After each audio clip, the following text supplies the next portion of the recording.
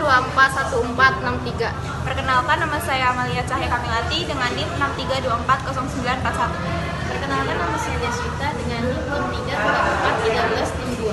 Perkenalkan, nama saya Konita Fulaida dengan NIM 63241239. Perkenalkan, nama saya Putri Karima Amalia dengan NIM 63240874. Kami dari kelompok 3 ingin mempresentasikan yang berjudul SPT PPH OP 1770. Baik, kita akan membahas latar belakang. Pajak penghasilan orang pribadi atau PPHOP merupakan pajak atas penghasilan individu di Indonesia yang wajib dihitung, dibayar, dan dilaporkan melalui SPT tahunan. Salah satu jenis SPT yang digunakan adalah formulir 1770 yang diperuntukkan bagi wajib pajak orang pribadi dengan penghasilan dari usaha atau pekerjaan bebas. Dalam pelaksanaannya, wajib pajak yang belum menyelenggarakan pembukuan dapat menggunakan norma perhitungan penghasilan neto atau NPPN sebagai dasar perhitungan pajak berutang. Oleh karena itu, pemahaman mengenai perhitungan PPHOP dan pengisian SPT 1770 melalui contoh kasus dengan NPPN menjadi penting untuk meningkatkan kepatuhan perpajakan. Baik, selanjutnya rumusan masalah. 1. Bagaimana data wajib pajak orang pribadi dalam studi kasus ini? Kedua, bagaimana perhitungan PPh terutang menggunakan norma perhitungan penghasilan neto?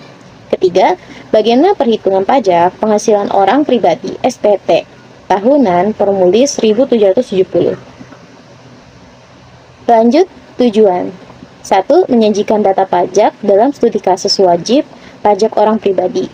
2. Menjelaskan tahapan perhitungan pajak terutang menggunakan NPPN. Ketiga, menjelaskan proses pengisian SPT tahunan PPh orang pribadi formulir 1770. Selanjutnya, manfaat.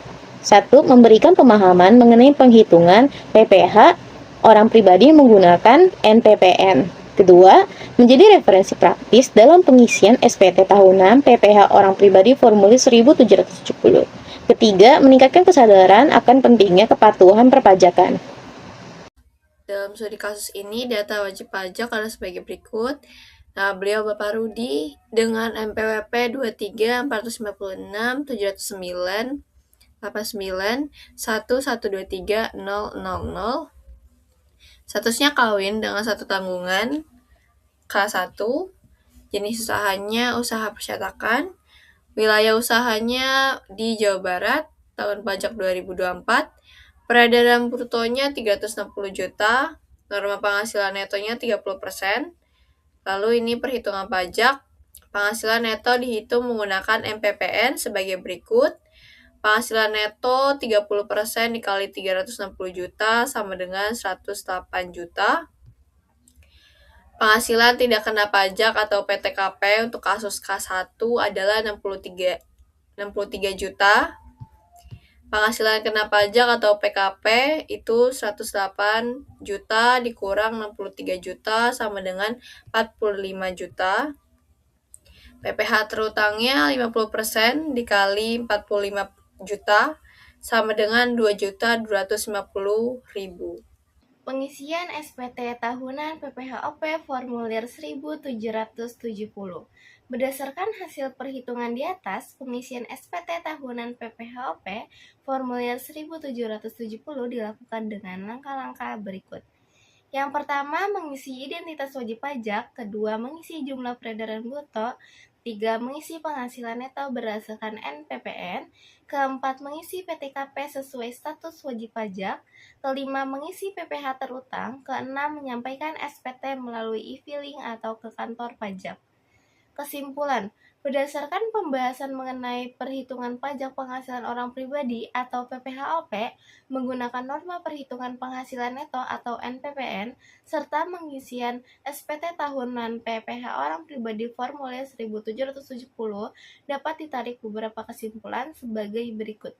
1. Wajib pajak orang pribadi yang menjalankan usaha dengan peredaran bruto di bawah Rp4.800.000 dengan menggunakan norma perhitungan penghasilan neto sebagai dasar penentuan penghasilan neto, sepanjang memenuhi ketentuan yang berlaku.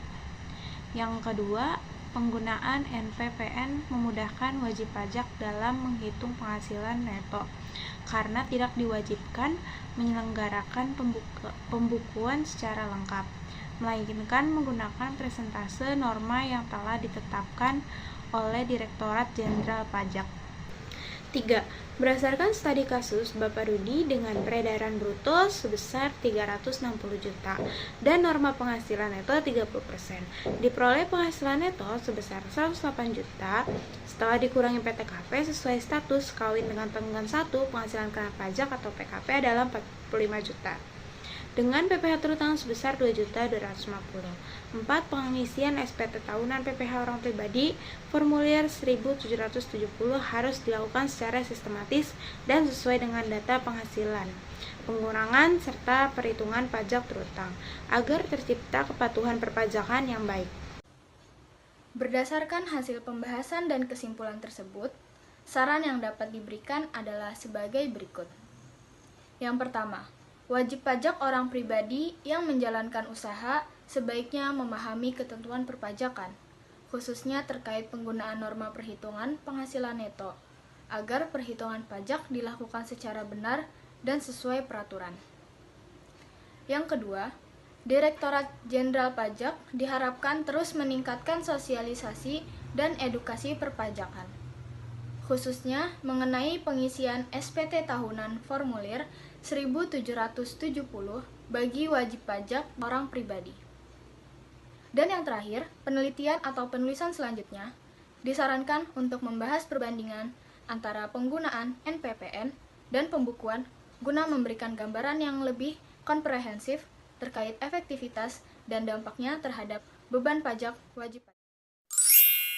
Sekian presentasi dari kelompok kami, kurang lebihnya mohon maaf. Wassalamualaikum warahmatullahi wabarakatuh.